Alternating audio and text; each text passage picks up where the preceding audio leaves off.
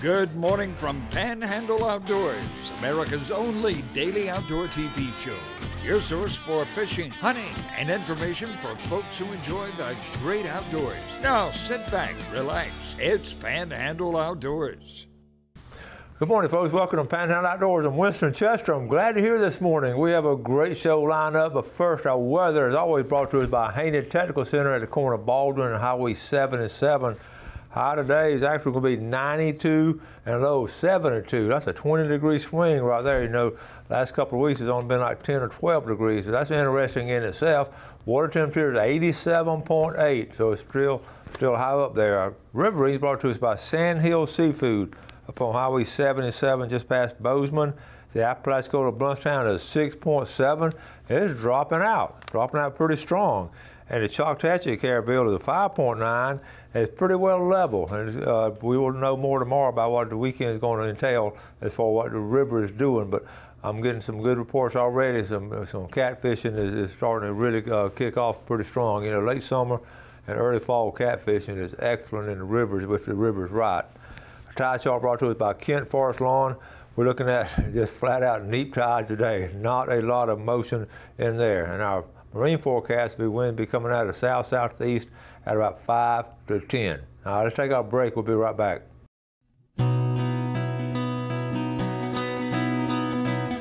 All right, welcome back. I always start with the picture. I was kidding Jeff. I've got this weekend, we've got all kinds of things going on. You know, I said I had to make a decision between scalloping and buckmasters, and I've decided to go scalloping on Friday. And I got to thinking though, if the scallops aren't in, we could actually go scalloping on Friday, and come back in Friday night and turn around and go up to Montgomery Saturday for buckmasters, because that's like a good day trip. I would normally spend the night and all, but I really want to go, so I might could do that. Jeff, I invited Jeff. He don't want to go, but he's busy. All right, we'll talk about that later. But that is a possibility. You do both of them this weekend, right, Gail? All right, check this out.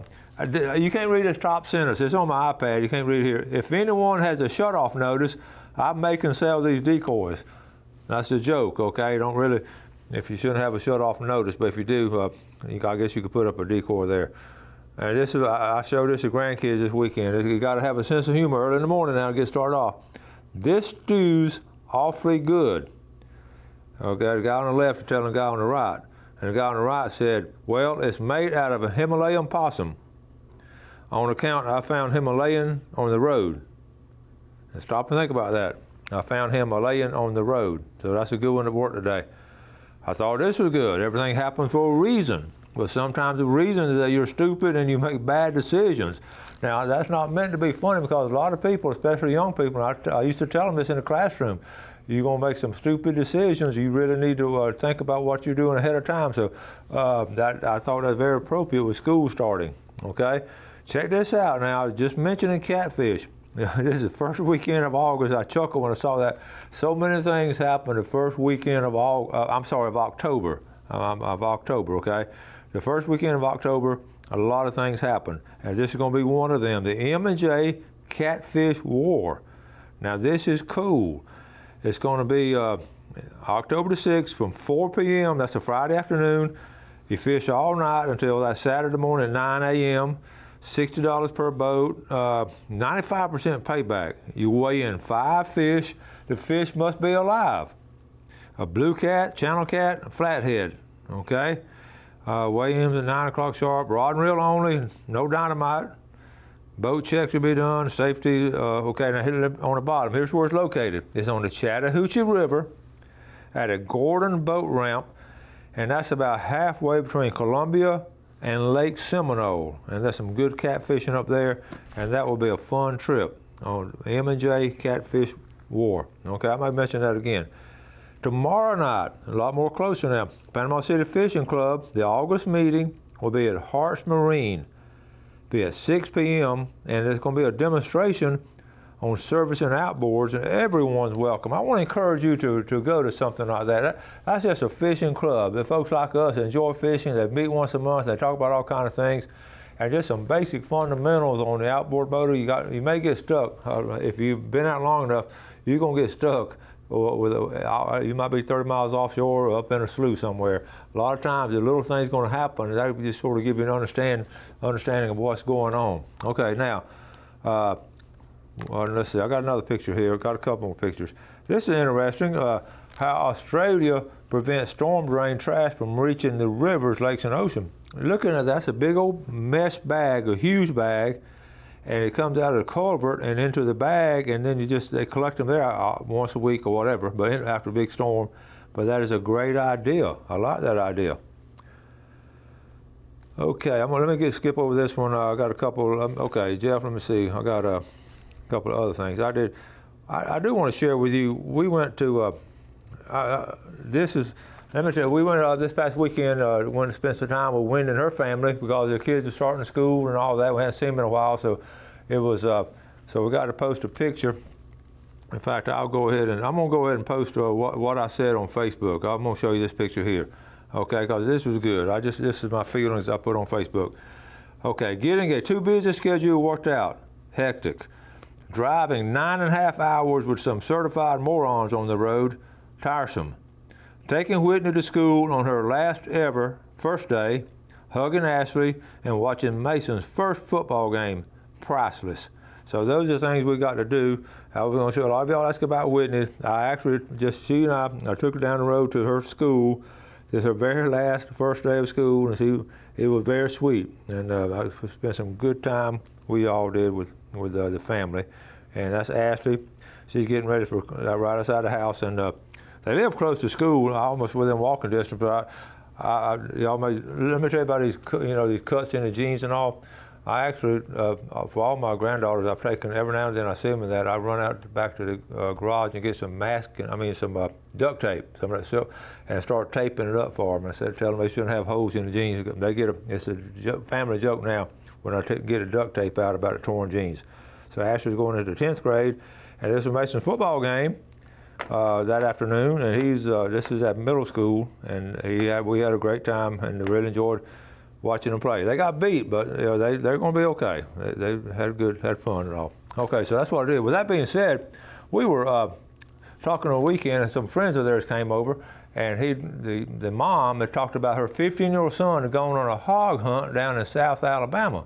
I said, well, that's close to my neck of the woods. And so we were sitting there in the kitchen and having some water and drinks and soft drinks and talking. And she was saying he was really disappointed in his trip. And because she said he's homeschooled and he loves outdoors. He hunts and fishes all the time. And I said, well, tell me what happened. She said he went to this certain place. I'm not going to call out the name of the place, but I know exactly where she was saying. I've been by it. I know it's a big place. She said, bottom line, he saved up for 1 year to save $1,000 for this hog hunt. And he did mowed yard and different things, saved $1,000. And he went down there, and the dad took them, and they stayed at a place and all on Friday night, Saturday, and Sunday morning, and paid $1,000. She said it was 31 hunters on that weekend, and the total number of hogs killed, 2. And she said he was so disappointed because he thought there'd be a lot of wild hogs down there and all. So I'm not going to call out the name of the place, but she said they were almost rude to them. They fed them good. The food was okay. And then the people said, well, you're not paying for the hog hunt. You're just paying for the accommodations for $1,000. So anyway, it wasn't a very pleasant experience. So we're going to take a break. I'm going to tell you where you can go hog hunting next, okay?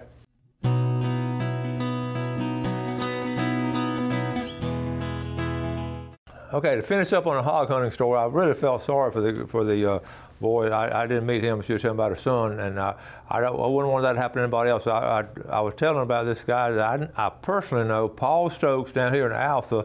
And next time that her son wanted to go on a hunt, let me know, because they do some really serious hog hunting. And Paul is a fine person, and I promise you, you won't have the same experience with him. It's called Muddy Rivers. We've been hunting with him before.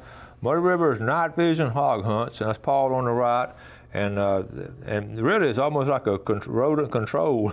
It's a natural wildlife management provider. And what happens? So many farmers, especially this time of year, hogs all over the place. And Paul we've been over before, but Paul Stokes, you can trust him. And that incident, and I went online, looked at that place I was talking about, and had all kind of reviews that happened over and over again to people. Can you imagine 31 hunters hunting Friday, Saturday, and Sunday, getting 2 hogs? And I really felt bad for that. So those bad outdoor experiences are not good for anybody. Okay, let me move on. I did talk about Buckmasters. If you get a chance to look on his schedule, it's this weekend now. It's going to be up in Montgomery, Alabama, August 17th through 19th, Friday from 3 to 9, and Saturday at 9 a.m. to 7. And I've been to it before, and it's a lot of fun. And you see the people there, all the people are going to be there. And let's see, here it is here. And you could actually, if you're good at shooting, one of my favorite parts is watching the bow competition. It's inside competition, and you work your way to these are the finals, and the winner gets $15,000. Here's a guy who won last year, Brandon Sheehan. He won $15,000, young guy, isn't he? And there he is shooting right there. You can see the people in the stands. You can go in a room and watch that. You can go to Expo Wild, right next, same big old room and all, and you go watch that a little while, and they're shooting at all kind of 3D targets. They're popping up. It's really exciting, really good stuff. And then all kind of food and all kind of things going on, some stuff inside, some stuff outside. So I will recommend the Buckmasters Expo, okay? I did want to mention that. I also got a report yesterday, some people really caught in some redfish before that storm and all came in Monday afternoon. Some people really over the weekend got some good redfish and all. I do want to mention, in my driving and all, I do have some experiences. Right here, this is the Calhoun Liberty Journal, and I have I said man dies in a wreck. And when I travel at 9.5 hours, there's always one or two incidents, and sometimes you see them off in addition. Always a couple of incidents where somebody has an accident, and it happens every trip you ever take if you stay on the interstate long enough. And this year, we almost, someone on a 2-lane road between Troy and Enterprise, which is a bad road, there was a real close incident with somebody trying to pass. Ironically, the same situation here. I was reading about it when I got home the other day, and Sheriff Kimbrell from Calhoun County mentioned this was the 5th fatality in Calhoun County within a 2-month period on the highways. And Sheriff Kimbrell made a good point. He said, it seems like people are driving a lot more aggressive these days and taking a lot more chances. And that's exactly the way I feel about it too. And I see people doing all kinds of just moronic things. That's why I said when I drove 9.5 hours, I was some certified morons, because they're just moronic things people do driving. So I say these things on a constant basis. I tell my grandkids and all, you just got to drive defensively and watch out. And I mentioned it on the show a lot, and I want to pass that on to you. One of the things too, I started thinking about this with young people driving. The person the day before yesterday, when I was coming home, when he was driving like that, they tried to pass like 3 or 4 cars. That's what Chef Kimbrell said. They try to pass people really fast, and they don't realize how fast the time is closing. And I got to think, here's my theory on this with these young people. Now, that was a young person on a couple of these. They're playing these video games where you're driving real fast, and you can video game, you can do this and do that and do that, and you're conditioned to react to it. This is my theory. I've never heard anybody else say it, but you watch and see. There'll be some evidence later on where these video games are going to prove in these driving accidents there's some kind of correlation with people's reaction, thinking they can do the same thing on the highway that they're doing video games. Okay, that's just my theory. It doesn't have a lot to do with outdoors other than just be safe out there. Now we're going to go ahead and I do want to say, I need to go over the seasons. Let's take a look at our seasons real quick. We're in Zone D. We're in Zone D. Archery season in Zone D is going to open up October 20th. Crossbow season, same time. And then muzzleloading season, December 1 through 7th. That's the first week. That's pretty regular. First week of December. And then again, that's my favorite time, is February 18th through 24th. That's a good time to hunt. But on the bottom one there, general gun season is that Thanksgiving weekend, November 22nd through 25th. It'll close down, then it'll open up right after muzzleloading on December the 8th, all the way through February 16th. Dated bag limit 2 deer, possession limit 4. Okay, make sure you understand that. Same. This is turkeys, pretty well close to the same thing. You can go online and look this up. I do want to show you deer, what we call. We've gone over this before. Deer Management Unit 1. is on the bottom half of our Panhandle and I-10 separation. Deer Management Unit 2 is north of I-10. So when you see that term DMU1, DMU2, that's what they're talking about right there. A lot of people sort of get confused at it. Just remember, if you're south of the interstate, you're this way, and a lot of you folks north, and it splits a lot of the counties. It splits all the counties in half, like Walton, Okaloosa, and Jackson. It splits them in half. So be aware of that. Don't forget squirrel season, October 13th. Put that on your calendar. I know a lot of folks be going down on the river, including the Taunton family, be going down the river camping and squirrel hunting that first weekend. 12, limits 12. Quail season, November the 10th, all the way through the first weekend of March. Bobcat, otter, if you want to shoot a bobcat, you can't do it until December the 1st. Okay, and let's see, I got that one on there. One other thing I want to make sure, it just shows, you know, just what kind of bows you have, crossbows, and you can't have electronic computational capability on your bow and all. All right, well, we got some more. Duck season, waterfowl. These are always hard to get them out. I'm not going to spend a lot of time on crows and rails. Not many of y'all hunt those. But duck season, everybody talking about duck season, when it's going to open. It's going to open September the 22nd. That's that early teal hunt, teal and wood duck only. That's always a good hunt. And now they sort of got it separated. 27th through 30th is teal only. So you can hunt wood ducks the first weekend, and the next couple of days hunt teal. But the regular duck season, November 17th, that's right before Thanksgiving, 17th through 25th, and it closes back up December 8th through January 27th. And the limit's interesting, 6 ducks. You can have 4 mallards, 4 scooters, and you go on down the line. I won't read all these to you. 2 pintails, that hasn't changed much. 2 scops, and the possession limit is 3 times a daily bag. I don't understand that either. One more, dove season. Dove season right there, I'm going to put it right here in the middle of the screen. September the 22nd through October 14th. That's a good fun phase right there. And then November 10th through the 2nd and December 19th through 31st. That's our seasons there on dove. And I'll go back over these later on too. So let's go ahead and take a break, and we'll be right back.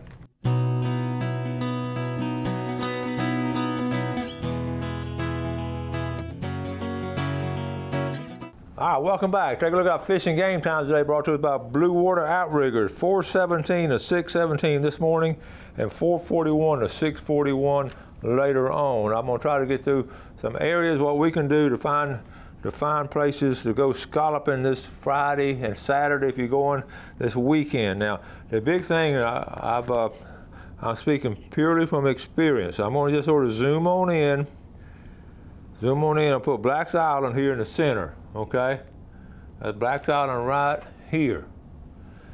Now, I'm going to show you where the places in the past almost 50 years where I found scallops. Okay, here's where I found them, all out in here. But I'm going to try to narrow it down for you. Okay, I'm not in a particular order. I'm just going to work from left to right on your screen. Okay, and we'll start now. This area right here, you can launch your kayaks and go. This is the rocks. Okay. And the cape is here actually, but this is the rock. People think that's the cape. But launch your kayak here. You got a dock here. You got some channels all through here. This area right in here has always held some scallops. So a lot of kayakers will be going in here. That's one of the first places. Okay. Then I'm gonna put Black's Island back in here. Well, let me bring it on. Let me blow it up a little bit. Okay, y'all just everybody see where we are. Okay, Black's Island here. That's north that way. These channels that come through here. Number one, I do want you to, and I say it every year, I do want you to understand there's some big sharks in those channels. I'm just going to flat out say it. They're big sharks, and they come in the channels, okay? But the scallops are off on the edges. Don't get in the channels, but see these channels here, all that in here, okay? So get in the grass flats next to these channels, back in here, and then as we work our way on up towards Pressed Nails, and you can see Pressed Nails up in here, but out from Black's Island, out through here, there's some good scallop, and it gets shallow. But understand it's going to get real shallow really quick in some of these places. And the morning tide, in the summertime in the St. Joe Bay, the morning tides are fairly high. The tide starts going out this time of year, just a seasonal thing, and it does that every year. Now, with that being said, you know, one of the best places to go also, you're coming out here, we have stopped along the way all through here and found some scallops. Now, I was telling, I'm not expecting to find a lot of scallops this year. From all indications, FWC is not, we talked about it, They've not given us a report on the scallop population.